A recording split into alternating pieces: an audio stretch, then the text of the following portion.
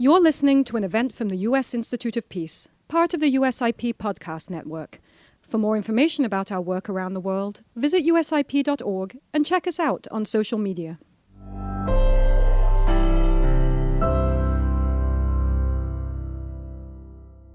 Which was established by the U.S. Congress in 1984 as a national, nonpartisan public institution dedicated to helping prevent, mitigate, and resolve violent conflict abroad. It's a tremendous honor for the Institute to welcome everyone to this very special occasion that marks the 25th anniversary of the International Religious Freedom Act. It's a landmark piece of bipartisan legislation that has become a pillar of U.S. foreign policy and is a core principle of America's global leadership. USIP is proud to co-host this special event with the Office of International Religious Freedom in the U.S. State Department.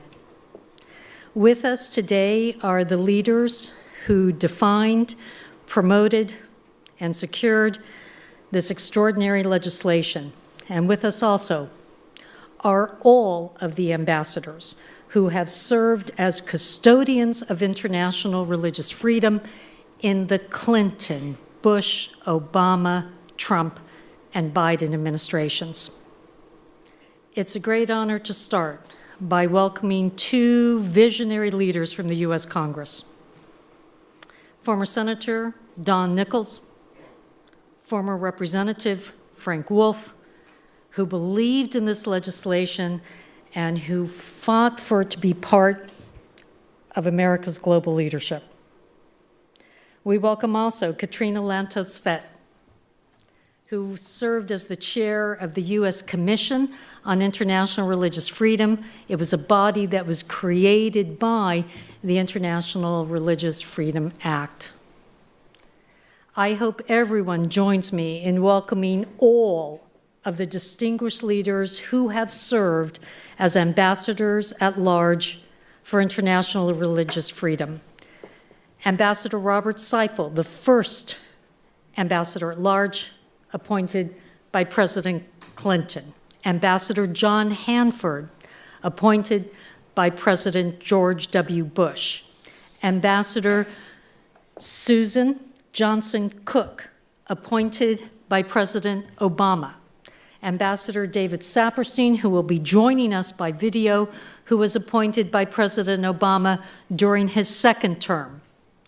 Governor, former Senator, and Ambassador Sam Brownback, appointed by President Trump.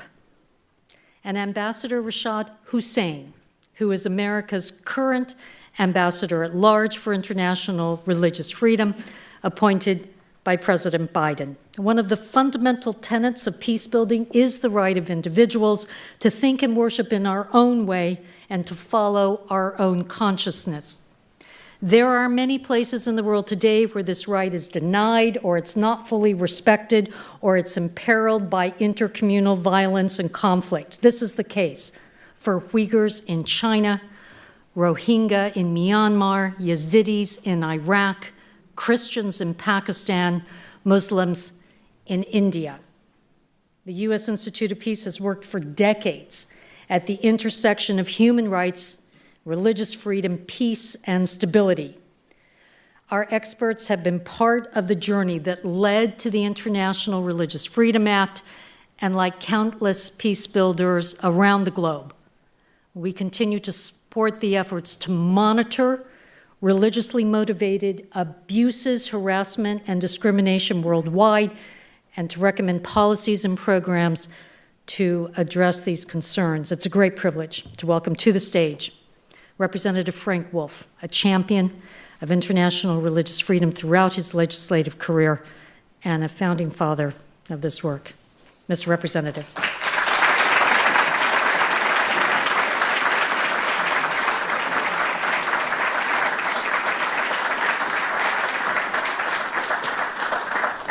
Well, thank you very much. The U.S. Institute for Peace honors Senator Ted Stevens of Alaska and Senator Mark Hatfield of Oregon your strong early supporters by having this event. I know, and I know Senator Nickles would agree, they would be very pleased that you're having this. All over this world, people of faith are being denied the fundamental and inalienable human right to confess their faith according to the dictates of their conscience. The Pew survey says that 80% of the world's population live in a religiously repressive environment. There is growing persecution, yet the cries of the persecuted are often met with deafening silence. And many around the world feel abandoned and doomed. In China, every group is being persecuted: the Catholic Church, the Protestant Church, Tibetan Buddhists. There is organ harvesting against the Falun Gong, some while they are still alive. And there is genocide against Uyghur Muslims, and over 1 million are being held in detention camps. In northern Iraq, the Christian community is diminishing, and 2,700 Yazidi women and girls taken by ISIS are still missing. In Egypt, Coptic Christians and other religious minorities are facing persecution, and yet we give Egypt over $1 billion a year in foreign aid. In Pakistan, Christians are being jailed for blasphemy, and Ahmadi Muslims suffer severe persecution, and we give Pakistan over $1 billion a year in foreign aid. In Iran, religious freedom has dramatically declined, and women and girls continue to face religious repression. In Nigeria, Boko Haram has committed genocide against Christians, and Fulani militants are committing genocidal activity. A recent report documents that 52,000 Christians and 34,000 Muslims have been killed in the past 12 years, and we give the Nigerian government massive foreign aid. We see growing anti-Semitism in many places in the world, and rising vocal and anti-Semitism on many American college campuses. In Nicaragua, the Catholic Church is being persecuted. Sisters of Mercy, Mother Teresa's group, were expelled from the country, and Bishop Alvarez, as heroic as he is, has been sent to prison. In Cuba, persecution of Christians is escalating.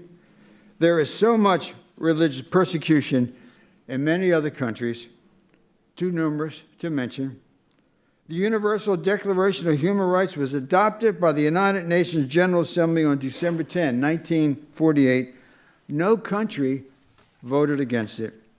Article 18 of the Declaration states explicitly everyone has the right to freedom of thought, conscience, and religion. This right includes freedom to change his religion or belief, and freedom, either alone or in community with others, in public or private, to manifest his religion or belief in teaching, practice, worship, and observance. In the United States, the issue of international religious freedom has always been bipartisan. President Ronald Reagan said that the words in the Declaration of Independence and in the Constitution are a covenant, not only with the people of those gathered in Philadelphia in 1776 and 1787, but a covenant with the people around the world. Religious freedom has many benefits. For the individual, it means they can not only worship as they choose, but also freely practice their faith. As founding fathers James Madison opined, conscience is the most sacred of all property, and for most people, their faith, their religion, informs their conscience. Religious freedom promotes peace, stability, and prosperity in societies.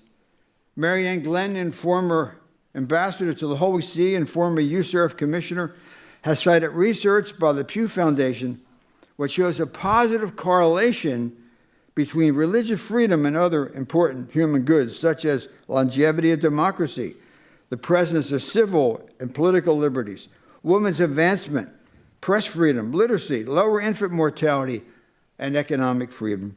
We see all these benefits. Yet we see growing worldwide persecution of people of faith. Here are some ideas that I think can help. One, as we move ahead, we must keep this issue bipartisan.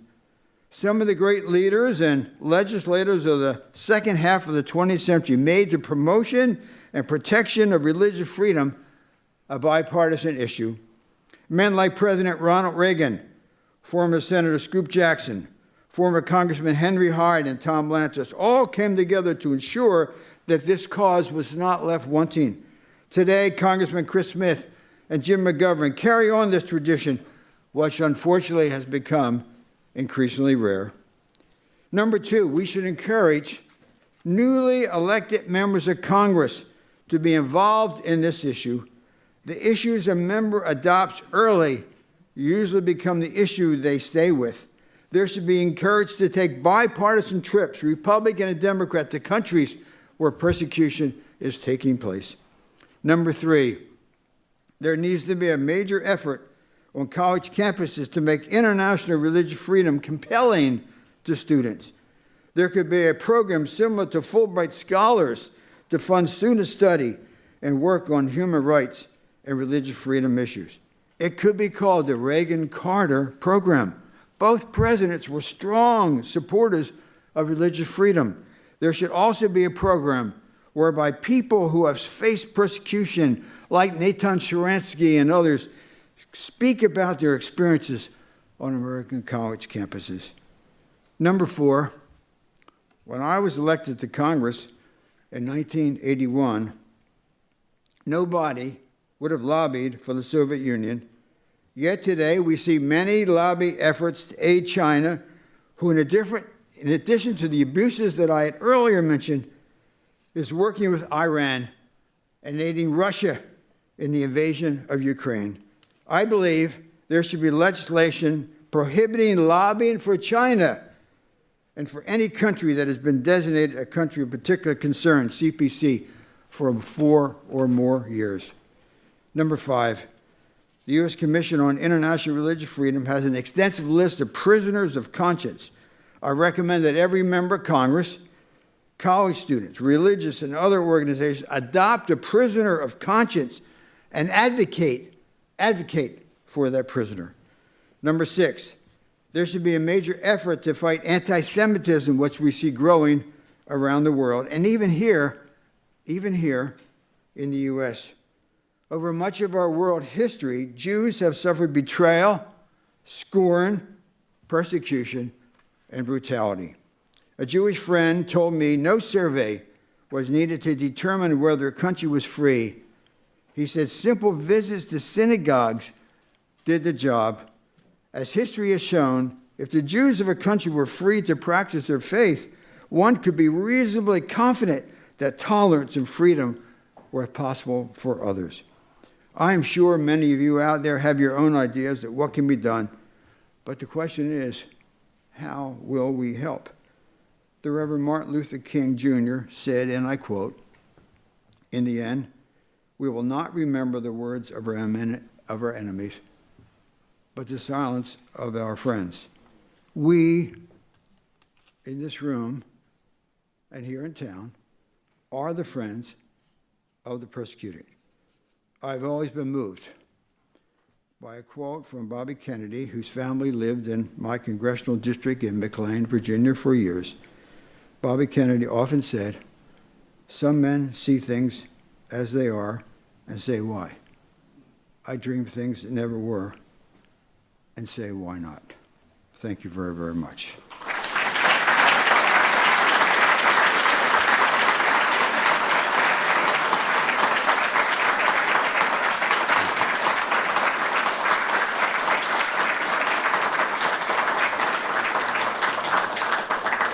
I want to now introduce Senator Don Nickles of Oklahoma, who was key in passing this legislation. It almost stalled. It almost died out in the Senate. And it had not been for Don Nickles, it would have never passed. Senator Nickles.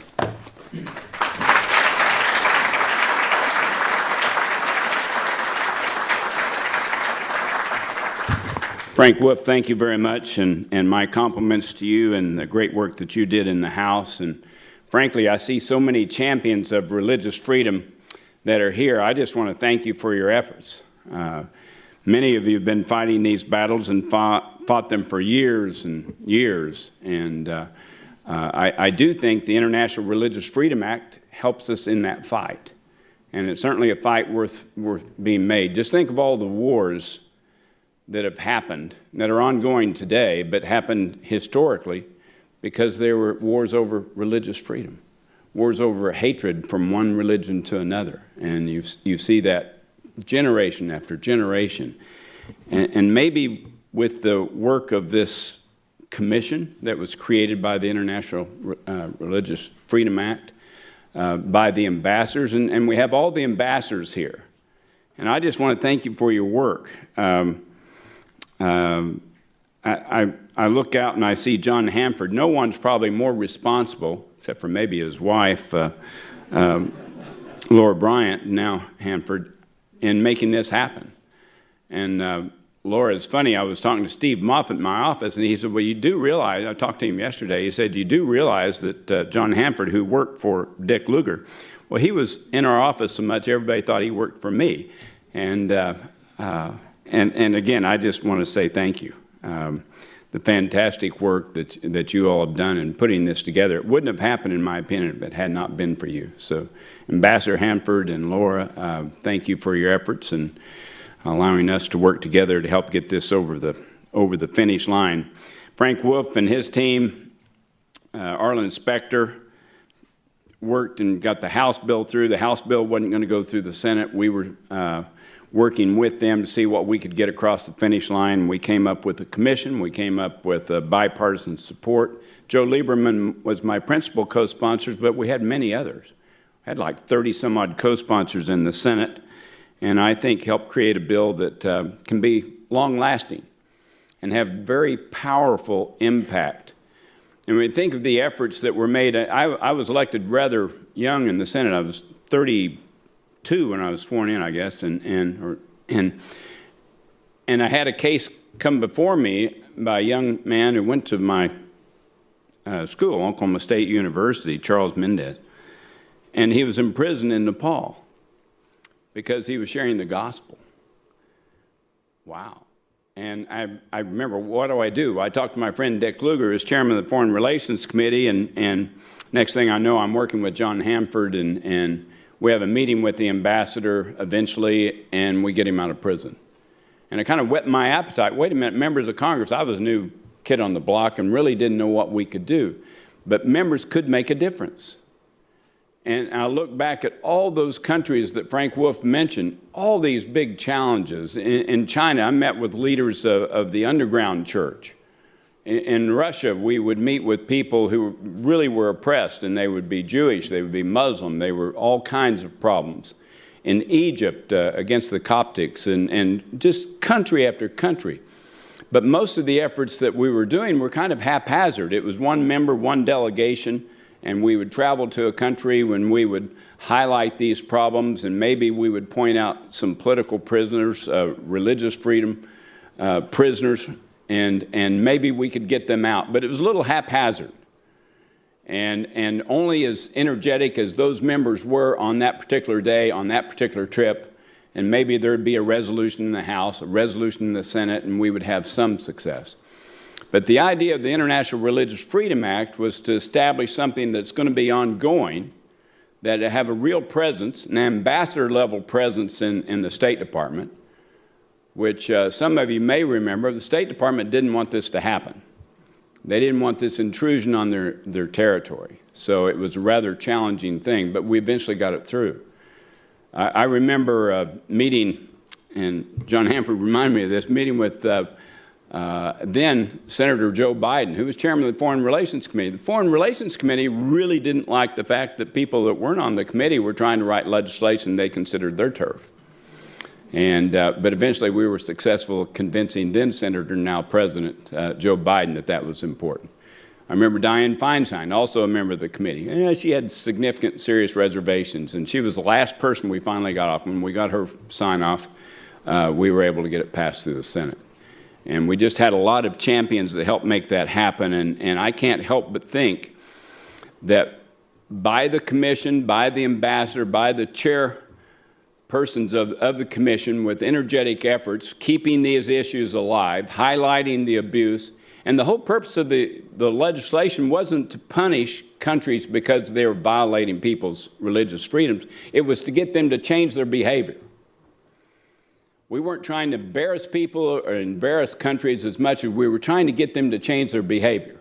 And maybe that could be done by exposing the intolerance, or maybe it could be done by saying, we're going to withhold some of this money that you're receiving unless you allow people to share their faith, or allow people not to be imprisoned because they want to change religions, or just using different tools. And so the State Department, we gave them a lot of latitude, a lot of options to encourage behavior changes, to allow an opening of religious freedom. And maybe by doing that, we would take away some of the tensions that are underlying some of these conflicts that are so prevalent today.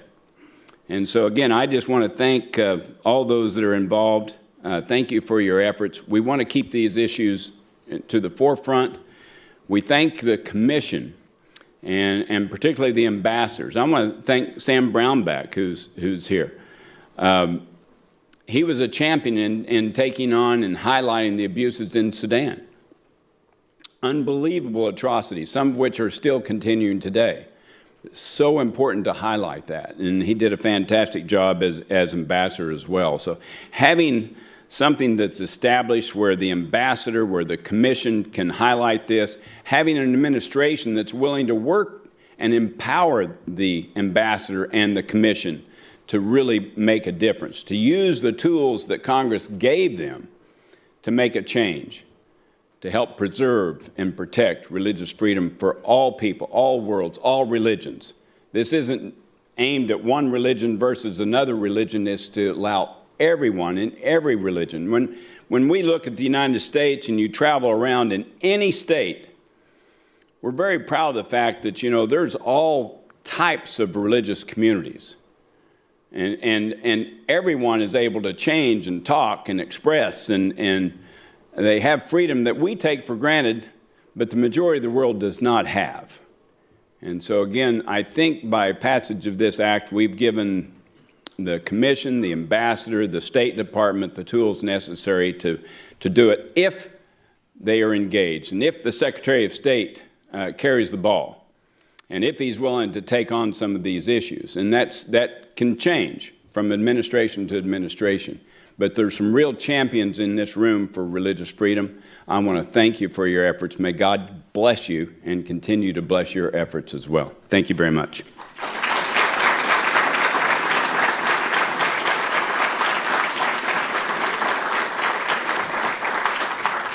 It's my pleasure to introduce Katrina Lantos Swett, who will say a few words. Her maiden name is Lantos, and her father was Tom Lantos. He was elected the same time I was in 1980.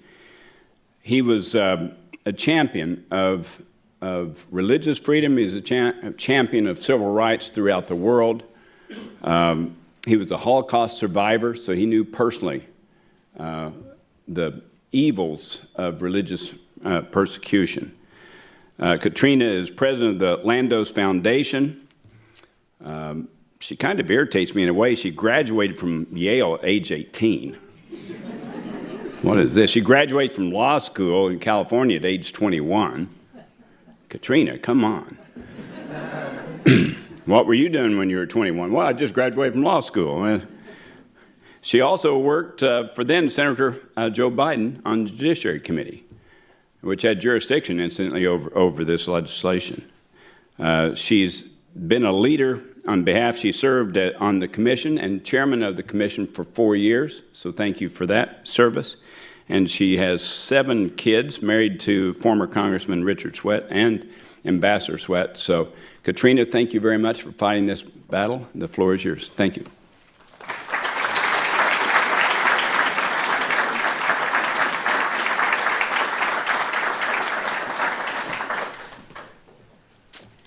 Good morning. It is indeed a pleasure for me to be here with all of you, and in particular, to be here with so many heroes of the human rights movement and the Earth movement. We've heard from two of them already.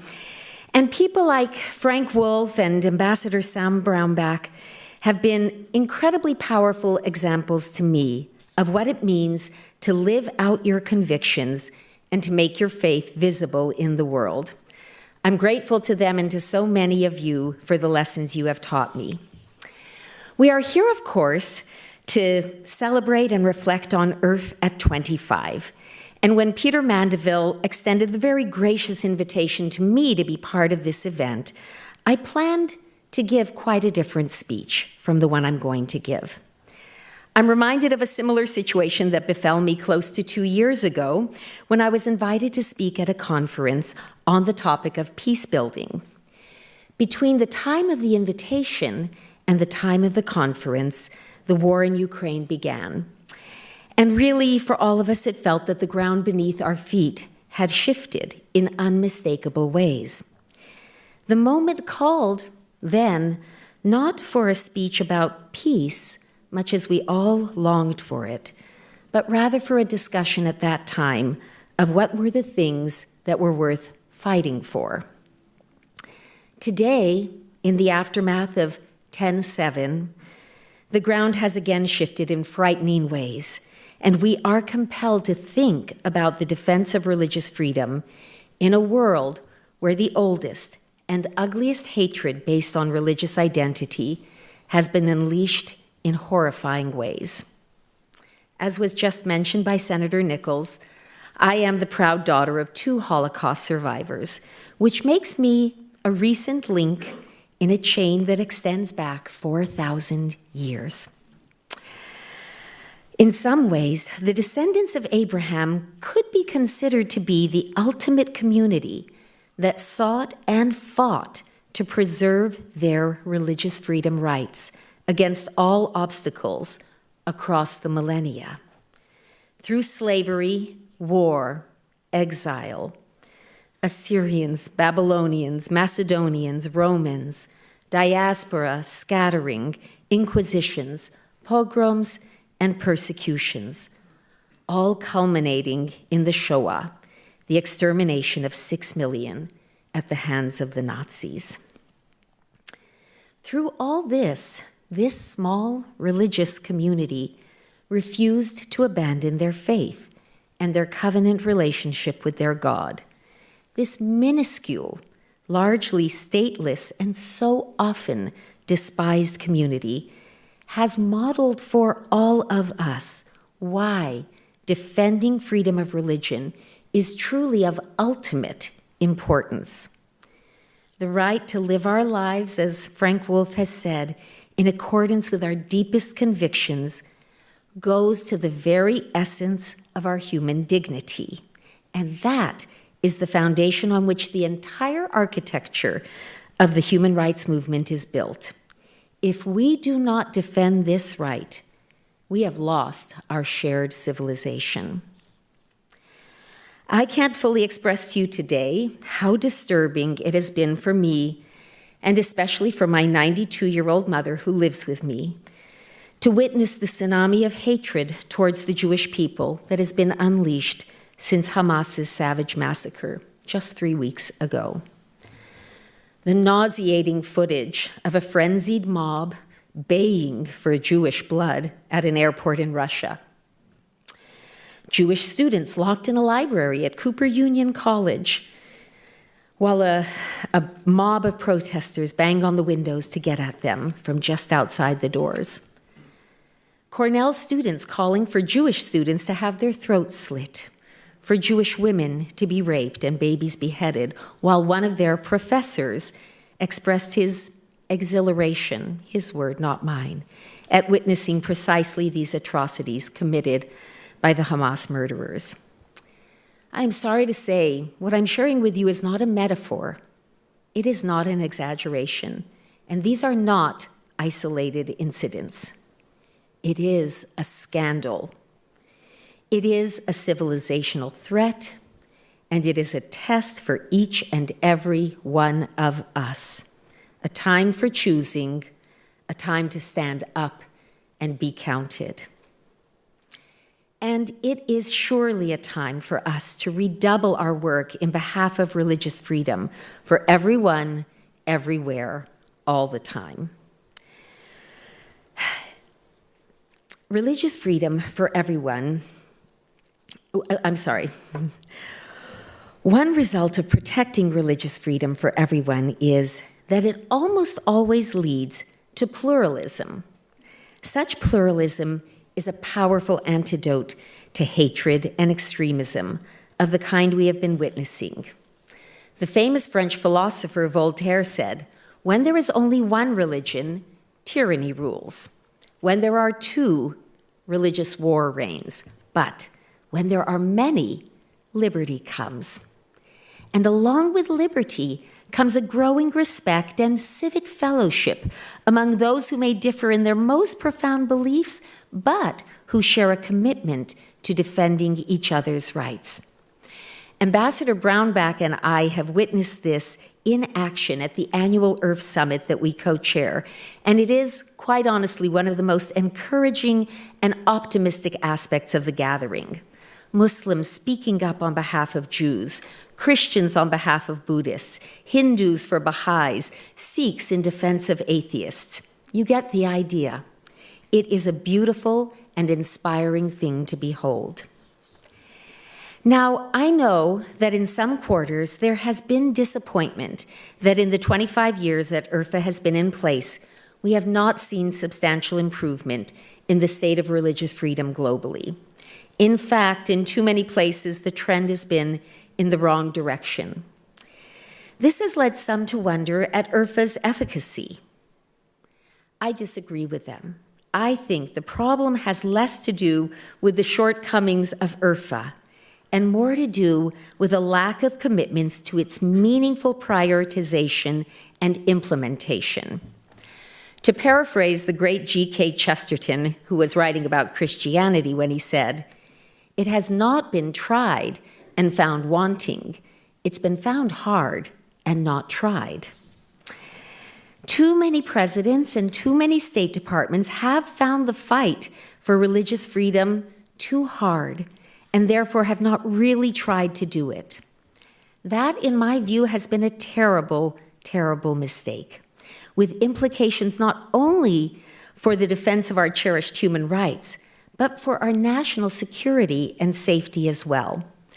My friend Tom Farr, I don't know if he's here today, he's another one of the early founding fathers of the religious freedom movement, but he has written extensively about the connection between security and freedom of religion and belief. And if anyone doubts the accuracy and the wisdom of that connection, the crisis we are currently facing should change your mind pretty quickly.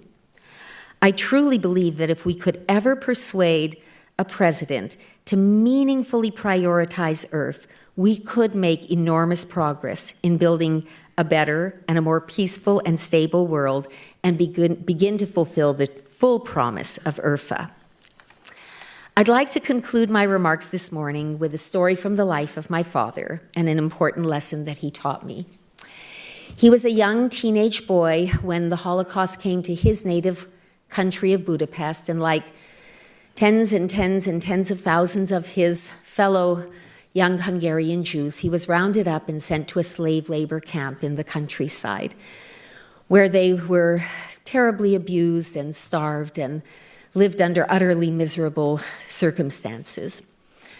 For some reason, the head of the barracks in which he and some of his friends were living decided to burnish somehow his reputation by compelling all these Jewish boys to be baptized. These young men were terrified, alone, frightened, and had no one to protect them. And so they all did, all except two. My father and his very best friend, Nori Kerényi, who went on to become a distinguished surgeon. They were badly beaten for their refusal to comply with this coercive request. And I've wondered what it was that caused my father to resist this demand, why he didn't just do it. He was not a particularly religious teenager. He had a belief in God at that time in his life, which over the years and as a result of the things he lived through, gave way to a more skeptical agnosticism.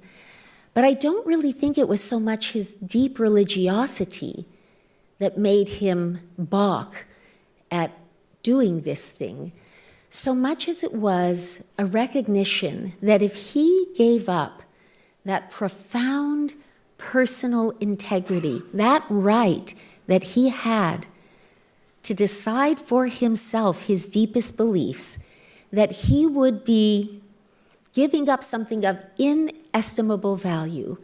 And I think he thought he might never find it again. I like to think that it was maybe that moment in his life where he began to develop the character that would eventually make him such a staunch and brave defender of the rights of others. There was another wonderful lesson I learned from my father. Despite having witnessed and experienced the worst of what humankind was capable of, he remained a profoundly optimistic person with a great sense of hope for the future. And whenever I would feel a sense of despair or dejection over events in the world, as I think many of us do right now today, my father would say in his wonderful, rich Hungarian accent, "Don't worry, darling. We are just bending a windy corner of history. And around this corner will be bright blue skies and wonderful possibilities." We are today at a very windy corner, and it is understandable to fear what lies around the bend. But if we can now summon the courage and conviction to stand by our values and to stand against the evil that confronts us, I too believe that there are bright blue skies and wonderful possibilities ahead. Thank you so much.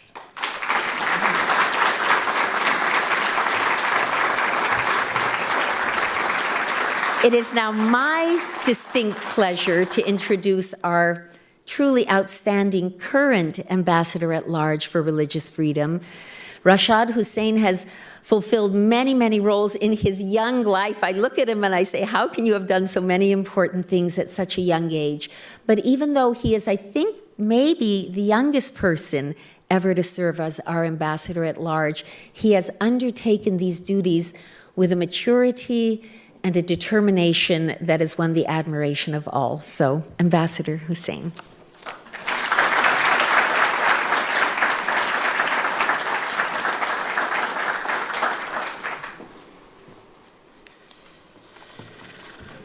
Well, good morning to all of you, to so many friends, to so many colleagues, to so many champions of international religious freedom that I see here today. It really is an honor to be with all of you this morning with our sincere thanks to the United States Institute of Peace, who I have affectionately begun calling the Peace Factory, for hosting and partnering with us on so many events. Before I get into more discussion and the number of critical issues raised by Senator Nickles, Congressman Wolf, and former Chairwoman Katrina Lantos Swett, I do want to acknowledge the difficult and the challenging times that we are in today. On October 7th, I received a call shortly after 3 in the morning. I received this call from a close friend of mine who was in Tel Aviv. Even earlier that morning, he was in Jerusalem leading an interfaith delegation of prominent faith leaders from the Chicago area. And as we began talking and thinking through the logistics about how this group might have a chance of getting back home safely, we quickly realized that our world had changed. So early in the morning, I start looking around the room, and when you have kids, when you have children, whether your own children, whether nieces or nephews, you think about the world, you see the world through the lens of your own family. And as we learned more about the horrific and barbaric terrorist attacks on the deadliest day for Jews since the Holocaust and the kidnapping of so many hostages, I thought of innocent women, I thought of the elderly, I thought of the children, and I thought of all of their families and all the suffering that they were experiencing. Some of them were killed instantly, some of them hid for hours, and I was horrified just thinking about the fear that they must have felt as they pleaded for mercy before taking their last breaths. And in those moments, I thought about my own children. I thought about my own siblings. I thought about my own parents. And that is the least that I could do to try to empathize with those that were suffering, try to relate to the pain of those who are suffering on the other side of the world. As we see the devastating images from Gaza, I also think about my own family. Children, when they go to sleep at night during a war, not knowing whether their homes will collapse on them at any moment. Mothers writing the names of their children on their arms and on their legs to increase the possibilities that they might be identified if they're killed. Families splitting up intentionally to increase the likelihood of survival and succession. I also observe what's happening in the Middle East through the lens of a trip that I recently took to Jerusalem at a very interesting time of the year. It was at the intersection of Passover, Easter, and Ramadan. And during that time, there was a weekend where we had spent the 27th night of Ramadan at the Al-Aqsa Mosque, and then Friday prayers at Al-Aqsa Mosque, and then the next day, the Saturday, at the Holy Fire Ceremony at the Church of the Holy Sepulchre, and then at the Western Wall. And our mission there was to advocate for the free access to all of these holy sites for worshipers. And when I look back, and I thought back during those moments about that visit, it was also a reminder that no faith tradition, none of these faith traditions justifies the killing of civilians, the taking of women and children and elderly as hostages. None of them. There's a very famous verse in the Quran, in the Islamic tradition, "Man qatala nafsan bighayri nafsin aw fasadin fil ardi faka'annama qatala an-nasa jami'a, wa man ahyaha faka'annama ahya an-nasa jami'a." It means that whoever kills one person, innocent person, as if they've killed all of humanity, and whoever saves one life as if they've saved all of humanity. And I know this is a common tradition in other faiths as well, and it's worth remembering at this time. We're also seeing the rise in hatred right here in the United States, a rise in anti-Semitism. Katrina mentioned many of the episodes that we're seeing on college campuses and elsewhere. We lost 6-year-old Wadia Al-Fayoum, who was viciously murdered in his own home. So the work that we're doing to protect human rights, to protect freedom, is more important than ever. As the president has said, we must without equivocation denounce anti-Semitism. We must without equivocation denounce Islamophobia. To all of you hurting, you belong. You are all America. Our office, the Office of International Religious Freedom, I'm grateful to many of my colleagues who I see here for all the work that they were doing long before I joined their office and was fortunate enough to inherit them from Ambassador Brownback as just a phenomenal staff. We have been working to build bridges to counter anti-Semitism, to counter all forms of hatred, Islamophobia here in the United States and around the world. I've traveled with the second gentleman, Douglas Emhoff, and our special envoy for monitoring and combating anti-Semitism, Deborah Lipstadt, to the Holocaust sites. We had previously, in other roles that I've had in government, traveled with imams from the United States, imams from around the world to the Holocaust sites as well. And Deborah Lipstadt and I, along with our special representative for racial equity, Desiree Cormier-Smith, also traveled earlier this year to Srebrenica to mark the 28th anniversary of the genocide there. And importantly, we continue to work with all of you, the true champions, the heroes, the civil society leaders, to do everything that we can to end the dehumanizing rhetoric that we're seeing around the world, to end the dehumanizing actions that divide us. And we have to redouble all these efforts now to stand up for what is right, to work together, and to build bridges that will help eventually bring peace. We cannot stop thinking about peace and building peace, as my friend Sheikhna reminded me on the phone, even during these difficult times. We must be still continuing to prepare for peace. And we have to do all this work so that we can thrive together here in the United States and around the world. None of us chose where we were born. None of us chose when we were born. None of us chose the conditions under which we were born. So for those of us that have the fortune to be born into a land where there is relative peace and stability, and that we have the freedom to advocate for ourselves, to speak up and to advocate for others, it is truly our obligation to do so. And that is what the last 25 years of our work together under the International Religious Freedom Act have represented. 25 years of advocacy, 25 years of action, 25 years of collaboration, and yes, 25 years of extremely hard work. Extremely hard work working to address discriminatory laws, discriminatory policies, and yes, even answering those calls in the middle of the night when we hear about individuals who have been arrested or detained or being persecuted, and realizing that every second that we spend without getting to work could cost those individuals their lives.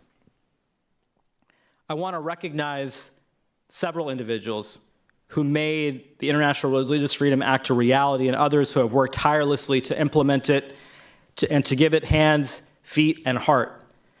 Former Representative and current USIP Commissioner Frank Wolf, former Senator Don Nickles.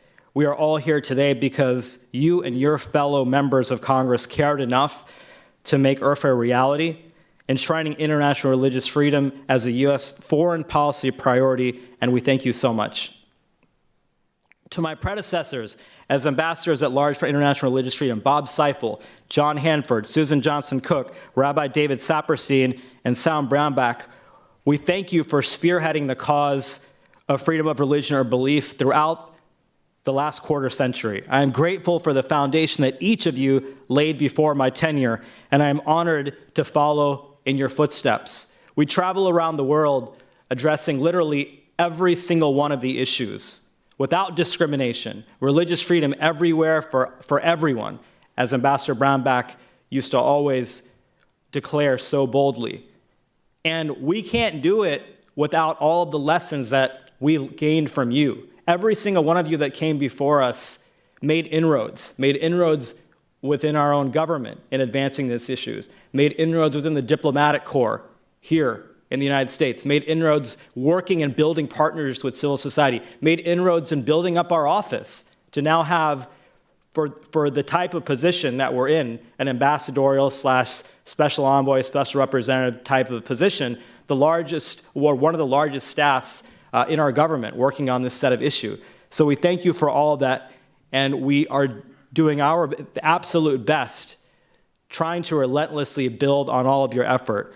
I would also like to acknowledge the collaborative effort of so many of you who have joined us today from our partners at USIP and the U.S. Commission on International Religious Freedom, and so many others.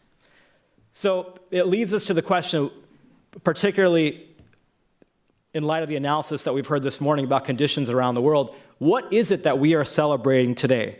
After all, it is abundantly clear that religious freedom remains under threat in small and large ways in many places around the world. Repression has no timetable, and religious freedom violators sometimes appear to have no limit to their cruelty. And yet we do celebrate. We celebrate because we have accomplished much over the past 25 years, and we have done so together in a bipartisan way. The International Religious Freedom Act succeeded first and foremost in making freedom of religion or belief an integral part of U.S. foreign policy, creating our International Religious Freedom Office and the mandate of Ambassador at Large for International Religious Freedom, as well as establishing our friends at USIP. Our leadership has sent a powerful signal to the world, and that the last 4 ambassadors with the mission of protecting international religious freedom have been a Protestant minister, a Jewish rabbi, a Catholic senator and governor, and now a Muslim. And the fact that we all continue to work together sends a very powerful signal, and it says a lot about who we are as America and Americans, and about the nonpartisan nature of our work, that we continue this enduring commitment to maintain all of our efforts to promote freedom of religion or belief for all. Through our exhaustive and authoritative annual reports, we at the IRFA office have shed light on religious freedom conditions in every corner of the world, those countries whose governments respect it well and those that contravene it. If anyone ever wonders whether the persecution of any faith community has escaped our attention, your answer can be found in our comprehensive reports that we issue every single year. Through trainings, inter-office collaboration, and funding actual programs on the ground, we have assured that government personnel from foreign and civil service and locally employed staff on up to ambassadors understand and support the obligations under international law of all countries to uphold this universal right. Furthermore, we have engaged regularly and often with foreign government officials, both here and abroad, to urge social and legal reforms and to advocate on behalf of victims of religious freedom abuses and violations. I must make this abundantly clear, however. The achievements of the last 25 years are about all of us. They're about all of us, not just one particular office in the government. They are all about civil society partners at the IRFA Roundtable, who bring us together advocates, representatives of besieged religious groups, and government personnel to share information and encourage others' efforts. We are grateful for the members of our armed forces who seek to protect these very freedoms and to shield the vulnerable. We are grateful for our like-minded international partners who have grown in number, visibility, and strength, partners in the International Religious Freedom or Belief Alliance, or IRFA, in the Ministerial to Advance Religious Freedom, and in the annual International Religious Freedom Summit under the dynamic leadership of my predecessor, Sam Brownback, and our friend and former USIP chair, Katrina Lantos Swett. In other words, the International Religious Freedom Act has really sparked a movement that has brought together religious freedom advocates from around the world, and that continues to shine an even brighter light on our shared human right to believe as we choose or not to believe, and to practice those convictions according to our conscience. When detractors ask us, and they often ask us when we travel around the world, they say, who are you as the United States to assess religious freedom conditions? Who are you to stand in judgment by issuing the report about conditions related to religious freedom around the world? And I think as the United States, we're powerfully positioned to answer that question for a number of reasons. First of all, we are a country that was founded by many people who themselves were fleeing religious persecution. And they cared so much about religious freedom that they enshrined within our First Amendment in our Constitution the right to religious freedom, amongst other important rights.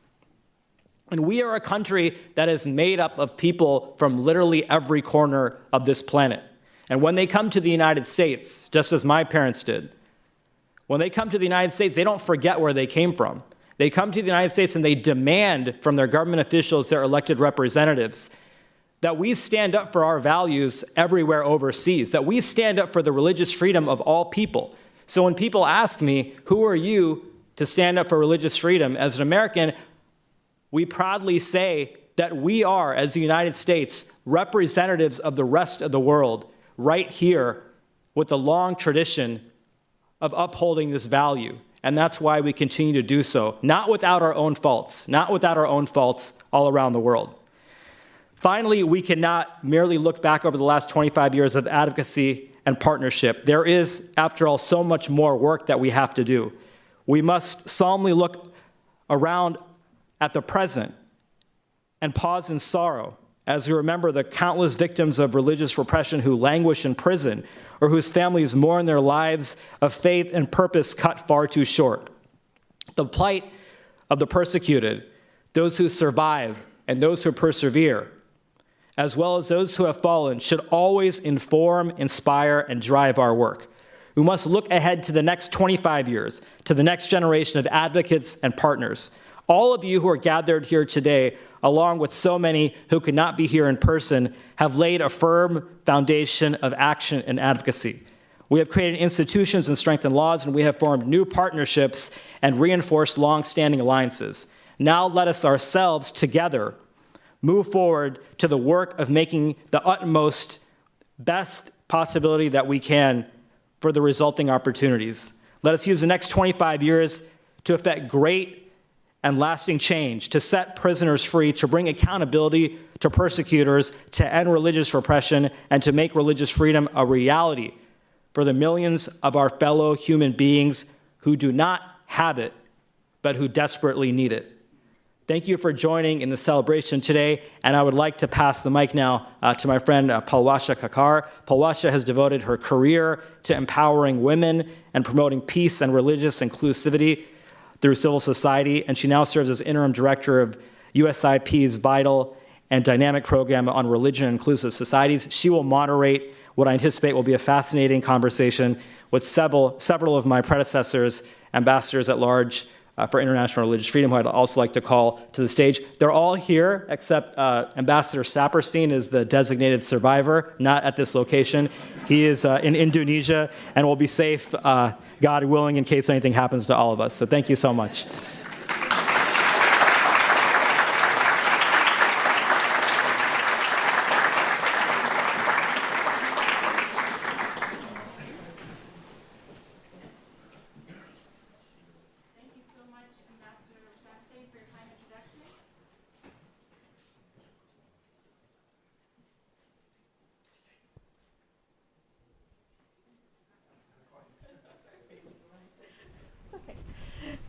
All right.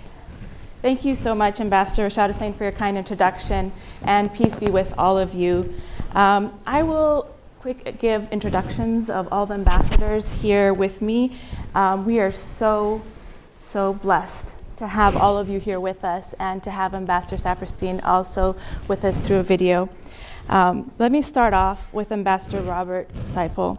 He was the first U.S. Ambassador at Large for International Religious Freedom, and known for demonstrating a commitment to the implementation of the IRFA Act and establishing the post within the U.S. Department of State. He served in this role from 1999 to 2000 under President Clinton. After that, we have Ambassador John Hanford, who was the second U.S. Ambassador at Large for International Religious Freedom, known for expanding the office's scope of operations through the production of the annual International Religious Freedom Report and through a historic binding agreement with Vietnam. And he served in this role from 2002 to 2009 under President Bush. Then we have Ambassador Susan Johnson Cook, who was the third U.S. Ambassador at Large for International Religious Freedom, known for advancing the promotion of religious freedom as a human right across the globe. She was also the first woman and African American to hold this position, and she served in this role from 2011 to 2013 under President Obama. Then we have Ambassador Rabbi David Saperstein, who was the fourth U.S. Ambassador at Large for International Religious Freedom and known for promoting religious freedom agenda alongside other universal human rights. He was also the first rabbi to hold the position, and he served in this role from 2014 to 2017 under President Obama. And we have the fifth ambassador, Ambassador Sam Brownback, who was the fifth Ambassador at Large for International Religious Freedom, known for promoting religious freedom alongside the promotion of economic growth and the reduction of terrorism. And in his role, he served from 2018 to 2021 under President Trump. It's my privilege to really moderate this esteemed panel of my heroes and sheroes of international religious freedom and celebrating the 25th anniversary of the International Religious Freedom Act, and to continue the USIP tradition of convening these important conversations on religious freedom and its connection to peace through upholding human rights and supporting political stability. As we heard from our previous speakers, we know that religious freedom is so essential to the human experience, that repression of religion can cause or become a major driver of conflict and violence. And like many Americans, as Ambassador Hussain mentioned, my ancestors also came to this country seeking religious freedom because they were being persecuted.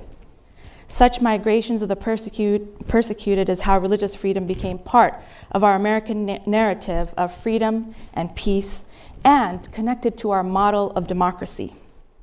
Today, we are celebrating a pillar of this American approach, 25 years of the International Religious Freedom Act, and each ambassador for international religious freedom brought a unique and important approach to promoting IRF around the world that we look forward to hearing about. We're lucky to have all the former IRF ambassadors participating in today's session, and I will ask 2 rounds of questions. I request that ambassadors, you keep your remarks to 5 minutes so that we can hear from everyone for each of the questions. And I'll ask the first round in chronological order and the second round based on interest. So first, let me turn to Ambassador Robert Seipel. You were the first IRF ambassador. What was it like setting up the IRF office at State and getting the attention of the administration on IRF issues? And was IRF part of the language, particularly on national security at that time? And I have to answer that in 3 minutes or 5 minutes? 5 minutes if you're able. Well, I was the first. I came in and I was the new kid on the block. And we had this flurry of activity, that's a euphemism, between the external and the internal, which is to say in the State Department, there wasn't a single person that wanted this bill. Not a single person. I couldn't find anybody. We were all alone. What have I done, Mama? So it took a while to make the adjustments with the people on the outside. But there was a lot of negative musings around the formulation of the bill. At the time, I didn't know Frank or Don, but I certainly appreciated what they were doing. And someone used the term a long obedience in the same direction. Mm-hmm. Boy, if you're not in it for a long time and wanting to see things happen over a long period of time and come out good on the other end, this is not the subject matter you need to become a part of. But as I say, no one on the inside wanted someone from the outside, and that was kind of hard to adjust to. And secondly, it was the commission. This was towards the end of the debate. The debate took two plus years. I mean, nothing takes 2+ years and comes out right? Well, this took 2+ years until everything did come out right. And the commission was designed on the outside to make sure good things happen on the inside. Mm-hmm. And I thought, gee, this is awkward. This is really awkward. You get all these people from the outside, and what are you doing anyway? Well, we're looking over your shoulder. Right.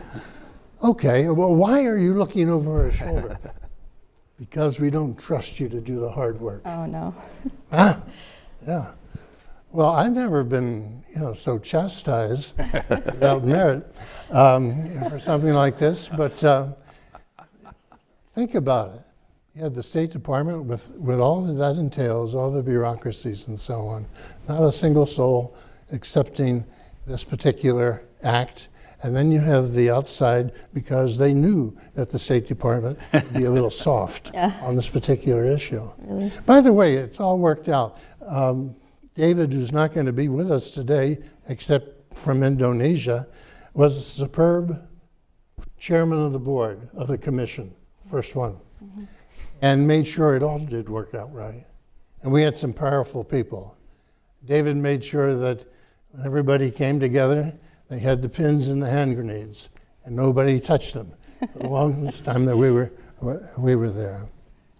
I also, I was the external one that was supposed to fill the gap that needed to be filled on the inside. And so the State Department would point to my position and the fact that I was going to be given the portfolio for religious freedom, and I had some religiosity back in my background, which is to say my sins have yet to find themselves out.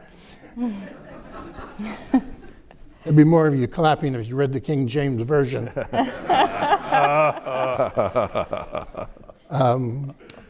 But you come in and we won't need this act. Well, the fact is, I came in and they got me, and then they got the act, the best laid plans of mice and men. We had a contestable political environment. That summer when all this was coming together, the real name mentioned most often around the water cooler was Monica Lewinsky. And so a lot of the political wells were in the process of being spoiled. And yet, in that context, this new act had to emerge and have a running start and be able to field the questions that would inevitably come and do the work. Now, you're going to hear a lot of people talk about the work. If you're not in it for the long haul, stay out of it. I've got a lot of activity time in Vietnam and Laos. Well, first time I went to Vietnam was '67, courtesy of the United States Marine Corps. First time I went to Laos was 1989. And these things had to emerge, had to be coaxed along, had to be patted down, had to be put back together and so on. But if you're willing to take that step and stand there for the longest time until they get it right, until you get it right, because you have as much to learn as they do, and that's the respect that comes ultimately to a form of peacemaking. My wife died a couple of years ago, dementia, terrible way to go. I went to her memory care unit to pick up some stuff, and there was a big bouquet of flowers from the Vietnamese embassy. Wow. The next day, I got a really beautiful note from someone in the staff of the field force in Laos, a beautiful note. And I thought to myself, you know, that's what reconciliation looks like. Yeah. That's what peace looks like. Yeah. And I'm very much touched by it. But I could go through the whole thing if we had more time. Just remember, it started in the 80s and got finished a couple of years ago in terms of a relationship that continues to this day because people are willing to take the long walk. Thank you so much, Ambassador Seipel. We're so sorry for your loss, but really appreciate your message about the importance of the long haul. I guess that means that's the end of my talk. For this first question, yes. But thank you. Thank you. Before I got to page 2, that was really nice. Thank you, Ambassador. So next I'd like to turn to Ambassador John Hanford. So I understand you drafted a lot of the language that went into the IRFA Act, and then you were appointed the second IRFA ambassador. So what was it like to be on the operational side of the IRFA Act that you helped draft? And then during your tenure, how did the relationship between IRFA and national security in the world evolve?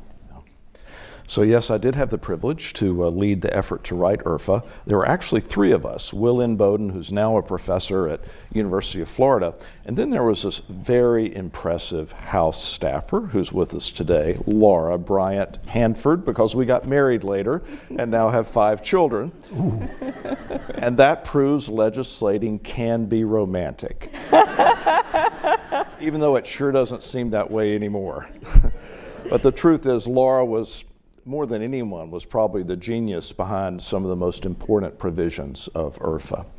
So the 3 of us met in my office for months. We sought counsel from persecuted groups and studied human rights law, trade law, and the 3 of us had worked full-time in the U.S. government just on this issue for a combined almost 20 years by that time.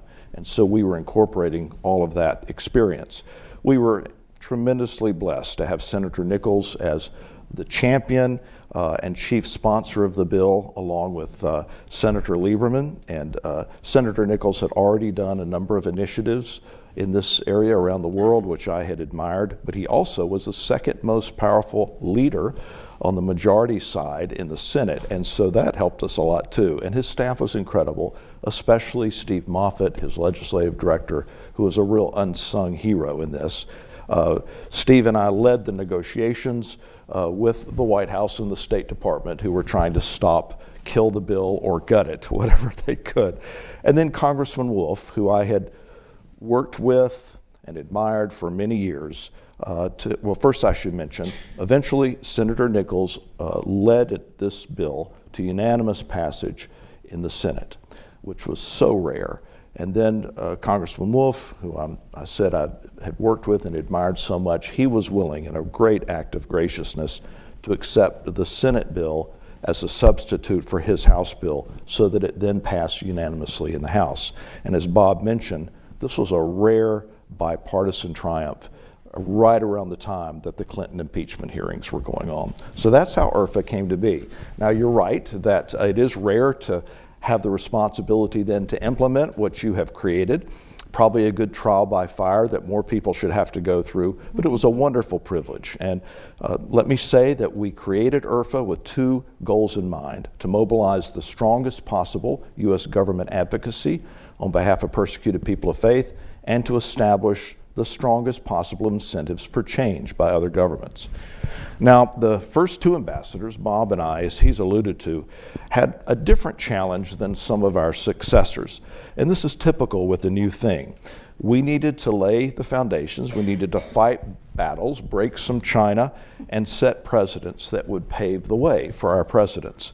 And it's just one example. I walked into the State Department and found out that of the millions of dollars program money that was being given to NGOs around the world on behalf of democracy and human rights, religious freedom was excluded. No NGO could apply. Now, we changed that, but that's an example of what we were up against.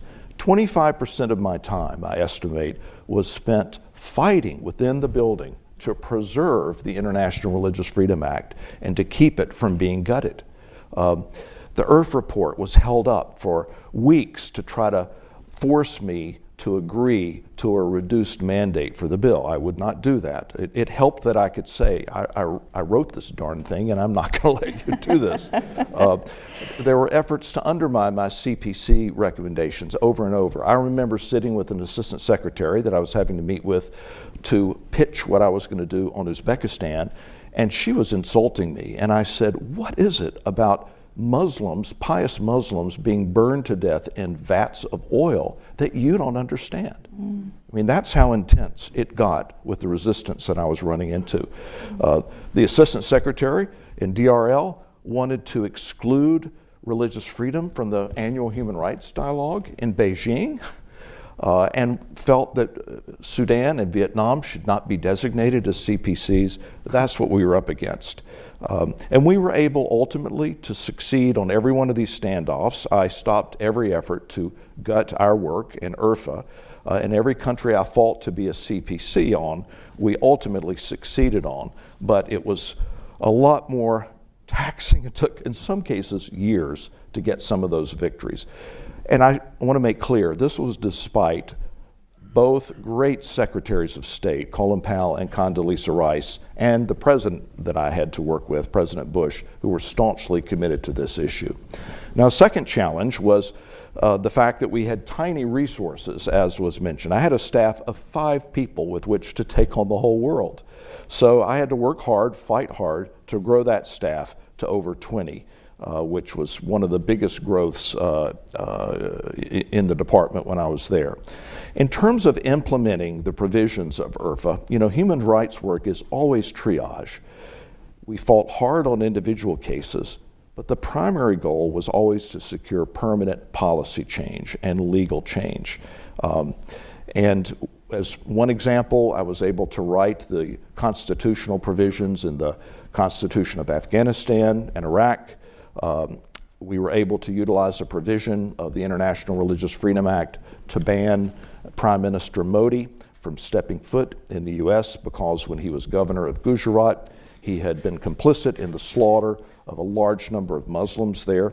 But I'd like to focus for a minute on the tools that we created, especially the CPC structure and the binding agreement process, because this is where the rubber really hit the road.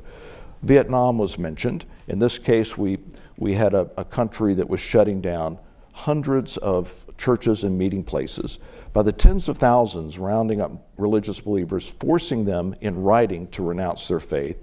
There were a large number of religious prisoners, there were beatings, but we worked to try to improve things. They refused. We designated them a CPC, a country of particular concern, which brings sanctions unless you can get a binding agreement. And we pulled that concept out of trade law.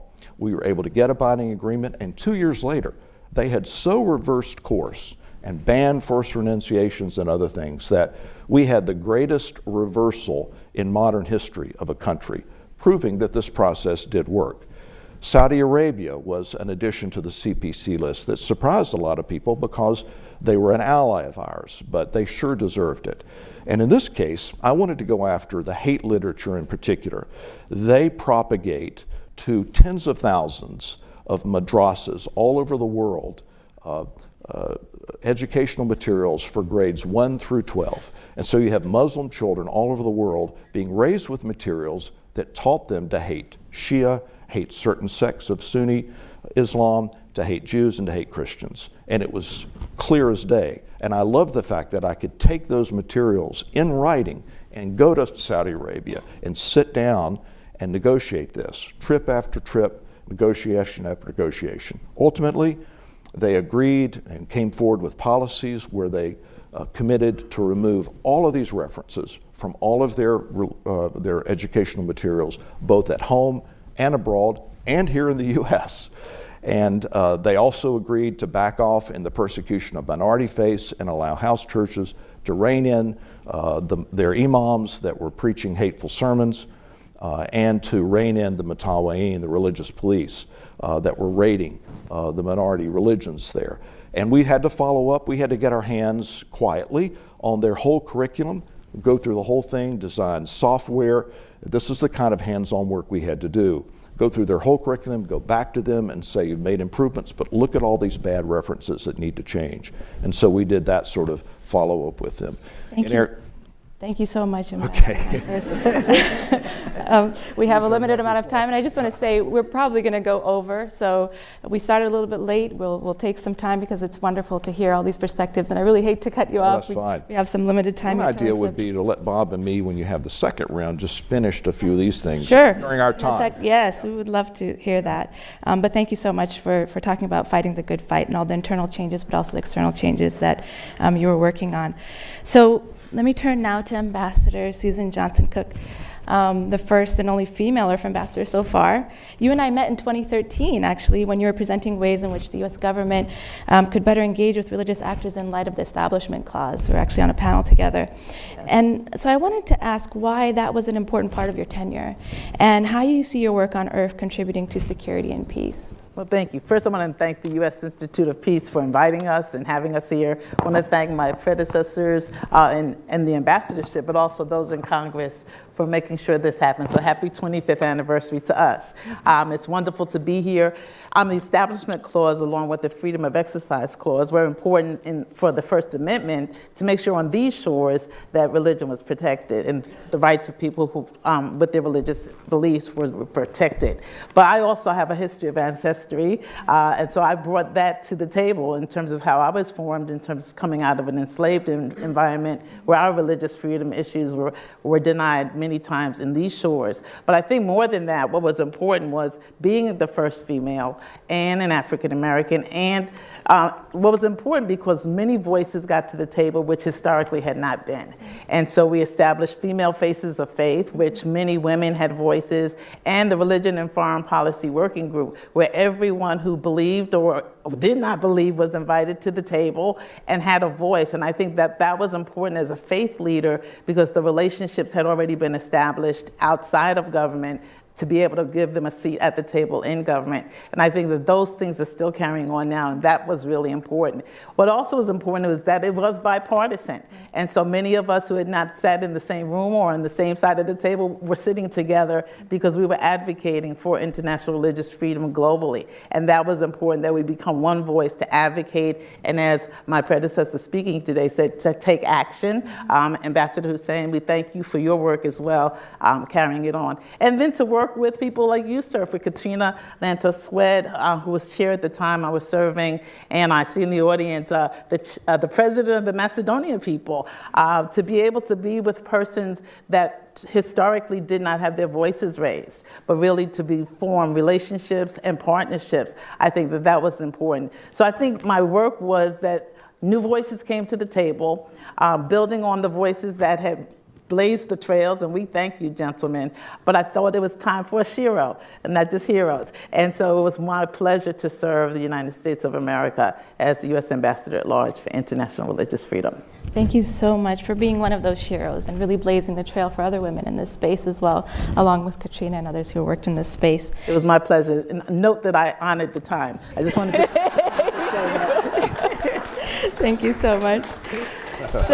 So we have Ambassador David Saperstein joining us from Indonesia, and I'll ask him all three questions since he can't participate in the second round. Ambassador Saperstein, you're the first and only rabbi who is also the IRFA ambassador. And with everything unfolding in the Middle East as it is, how do you think about the relationship between international religious freedom and political stability? And secondly, what do you think is the most significant contribution of the IRFA Act to U.S. foreign policy? And thirdly, thinking to the future, what are the most significant religious freedom issues we should be focusing on moving forward? I was asked to cover 3 questions in 5 minutes. So here goes. Even with my Jewish Brooklyn speed of talking, I'm not sure how I can get it all in. First question is the one that is part of the central to the conference. That is, to what extent does religious freedom assist in creating stability and peace? And it's a complicated issue, more than we sometimes pay lip service to. Like every other human right, freedom of speech, freedom of the press, the right to protest, the right of association, and the right to petition the government for redress of grievances, it depends on how those rights are used. Very often when they think of the Arab Spring, when autocratic governments suddenly lift their oppressive policies, it is the more extreme elements of the religious community who are the best organized and best positioned to take advantage of the new democratic elections and ends up controlling the country and stopping future elections. Freedom of religion is no guarantee that it will lead directly in the short term to peace and stability. What it does mean is you will not have peace and stability in the long run if people can't practice their religions openly, if they get driven underground in their religious practices and filled with the kind of frustration and despair that oppression brings, in which they despair of being able to ever live in accordance with their conscience openly in a society. That breeds instability. So there is that direct connection. Secondly, I was asked to reflect on the most significant accomplishments since the advent of IRFA, and I would name 3. One is the report itself. The fact that it tells a story of religious freedom and religious oppression in every country in the globe, the only report that is so comprehensive. And in the process of requiring that report to be written in every embassy and many consulates, we have Foreign Service officers over the 20 years of these reporting, thousands of them who have had to immerse themselves in this issue, who had to develop connections with oppressed groups and thereby gave those oppressed groups the opportunity to come to an officer of the United States Embassy when they were facing the most severe challenges. That was an extraordinary achievement. And secondly, the cooperative structures of the alliance, the contact group, the regional roundtables, this effort to build international structures to help give it a place in ongoing formalized activity of the different governments has made a significant contribution. And above all, the hope that it gives to the oppressed.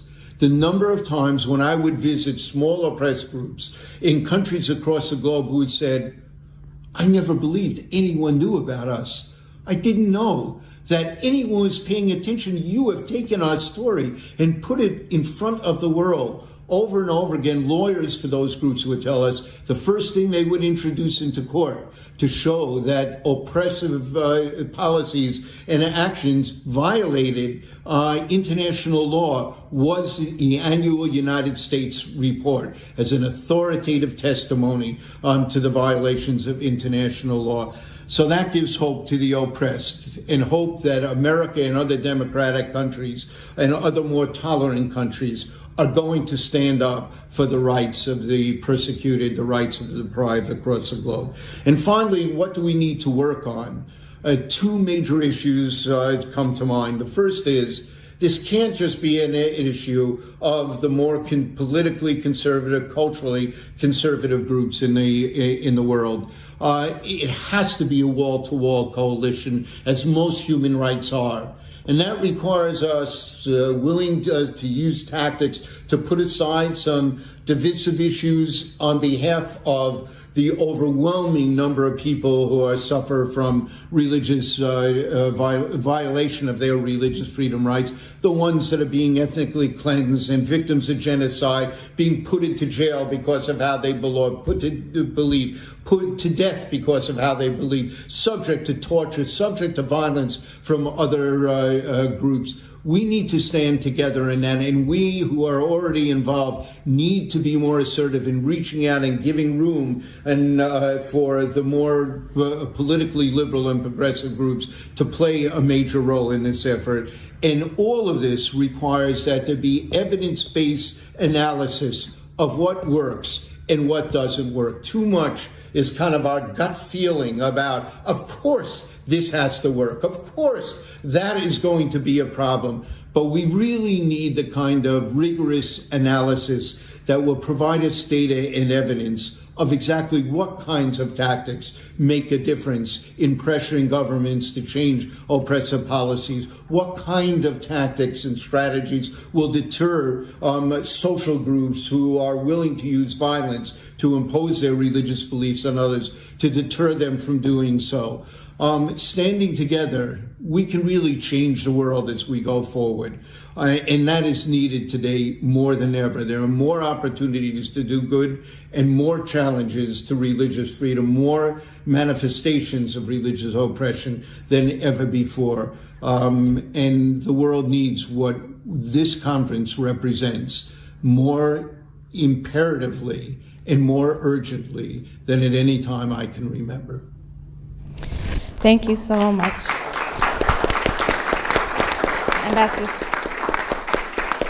Thank you, Ambassador Saperstein, for giving us those words of hope to the oppressed and the opportunities to do good. Now let me turn to the final among the formers that are here with us, Ambassador Sam Brownback, the former governor of one of the places I call home, Kansas. Welcome, Ambassador Brownback. You took over as ambassador during a tumultuous time in U.S. foreign policy. I remember in my first meeting with you, you said we need to move from tolerance to respect. And that really stuck with me. What was your vision during your tenure for how respect could really change the dynamics of advocating for religious freedom in light of U.S. national security interests and getting us to a more secure and peaceful world? That if we start to know one another, we'll start to respect each other. So we just, in the first of it, just build a relationship. Life moves at the speed of relationships, and you just got to get to know somebody else, somebody different, somebody that maybe you don't agree with, and that's a big part of it. I've got to introduce two people that I think you'll enjoy. Don Nickles talked about Charles Mendez, was kind of the poster child for getting this thing started. He's here with us today. Charles, shake your hand, stand up here. Just here's the guy that's kind of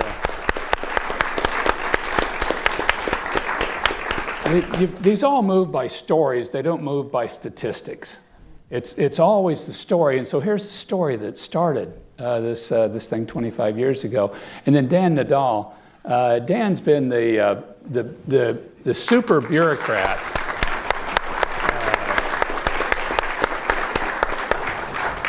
Dan's the super bureaucrat that's run the office for 12 years or so, and he's the best bureaucrat I've ever seen.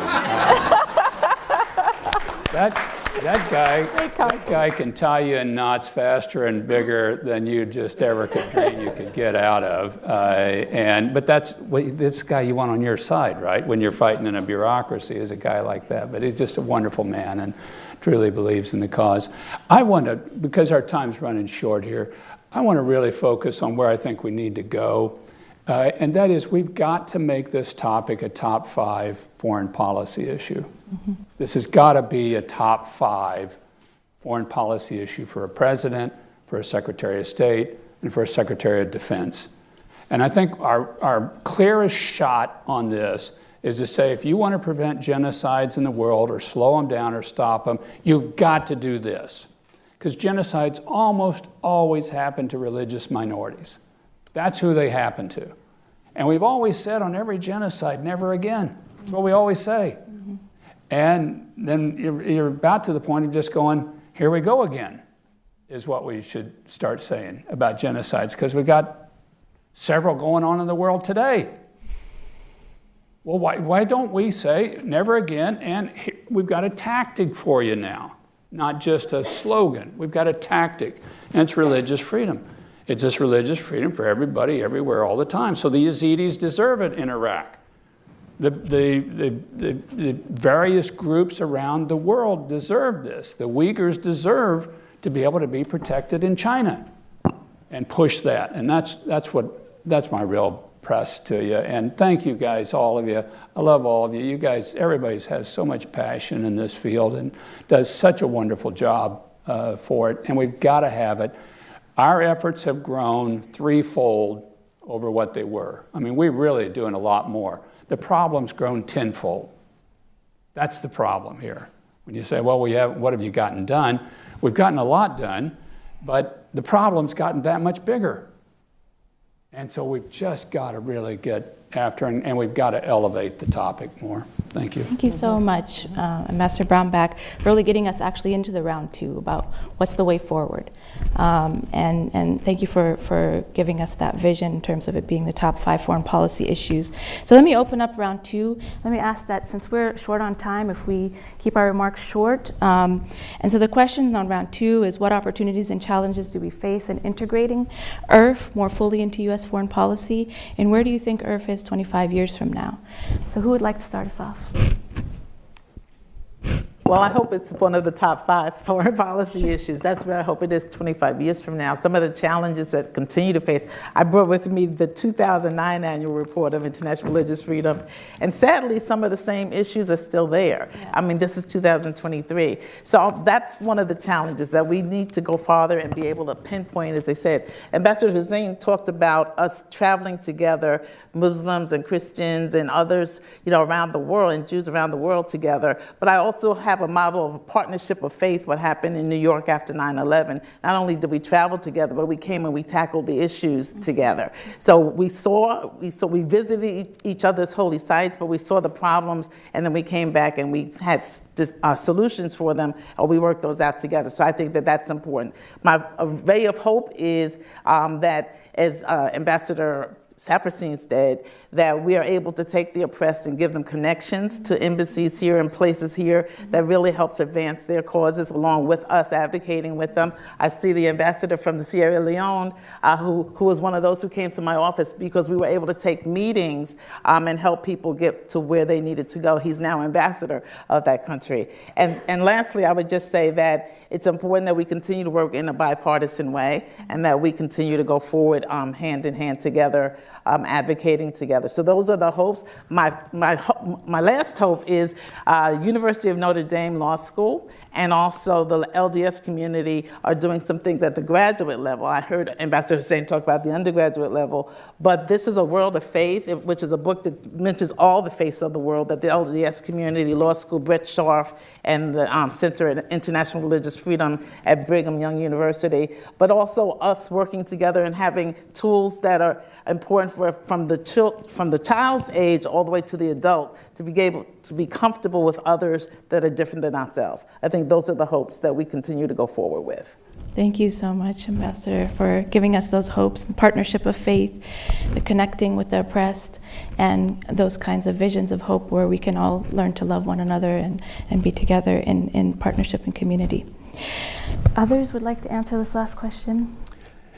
Well, just to gum up the works, I would say that if, very briefly, if we could simply go from tolerance to respect in the relationships that derive us. All these things, when something good happened, it was because of a relationship that was developed. And maybe the first time you're not met at the airport.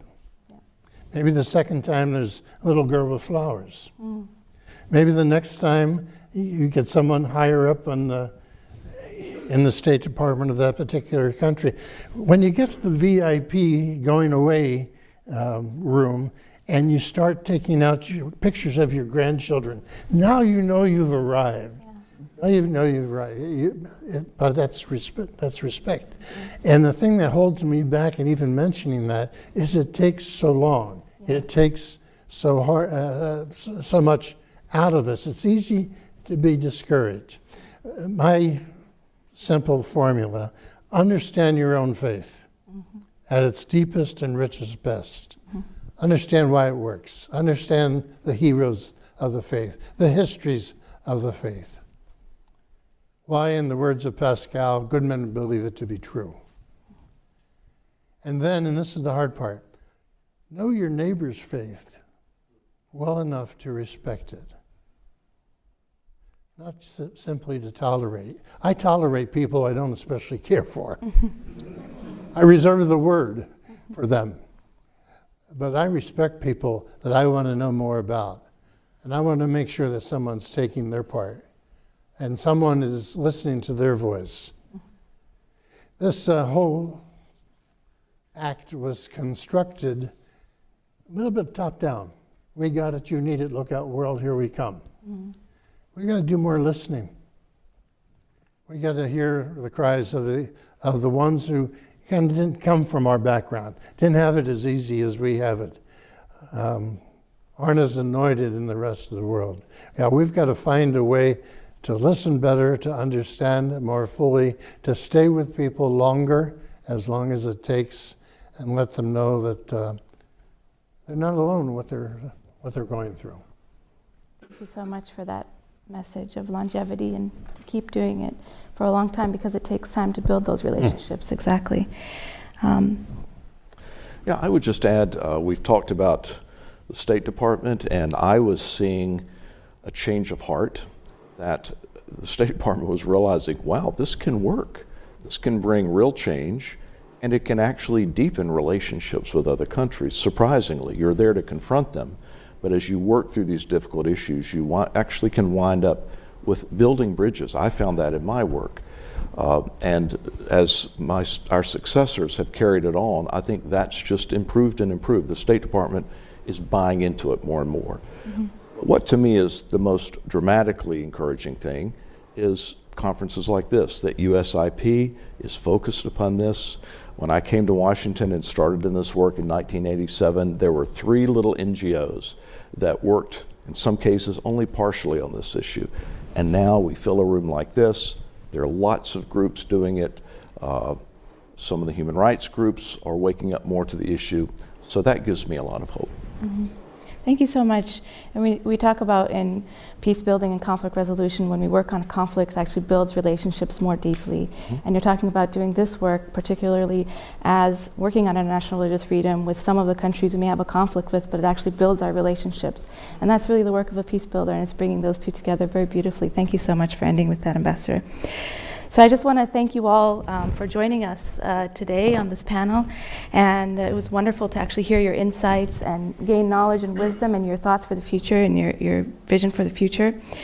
And I want to thank all of you for staying with us over time a little bit, for joining us in one of this special event on commemorating the 25 years of the International Religious Freedom Act that we at USIP are so honored to be co-hosting with the U.S. State Department's Office of International Religious Freedom with Ambassador Rashad Hussain and his team. USIP will continue to be a partner and resource to those who advance international religious freedom as part of our broader mandate to prevent conflict and promote sustainable peace. So this is the first time the full history of the U.S. International Religious Freedom Promotion has come together in one celebration. So thank you all for being here today. Thank you.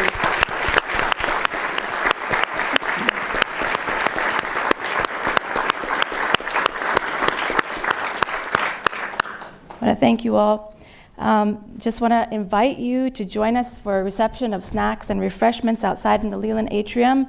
And before we start the second part of the program, you're also welcome to take in the temporary exhibit we have here in the Great Hall in the Yazidi Genocide, which is down below.